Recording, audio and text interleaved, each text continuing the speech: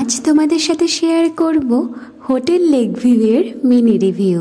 বহরমপুরবাসীদের কাছে এর পরিচয় আর অজানা নয়, তবে আমার কাছে এটা ফার্স্ট টাইম ভিজিট। চলে গিয়েছিলাম পুজোর সময়, অর্থাৎ ষষ্ঠীর দিন। ঢুকেই অ্যাম্বিয়েন্স শেয়ার করার সাথে সাথে মেনু কার্ড দেখতেই অর্ডার করে দিয়েছিলাম চিকেন বিরিয়ানি, তার সাথে চিকেন বাটার মশলা। এবার আসছি ফুড রিভিউতে। প্রথমেই বিরিয়ানিটা মাটির হাঁড়িতে করে যে সার্ভ করা হয়েছিল সেটা দেখেই মন ভালো হয়ে গিয়েছিল। তার সাথে কিন্তু ছিল রায়তা। প্রাইসটা একটু বেশি হলেও কোয়ান্টিটি নিয়ে কোনো কথাই হবে না। ছিল 2 পিস চিকেন, সাথে বড় সাইজের একটা আলু, সাথে ডিম।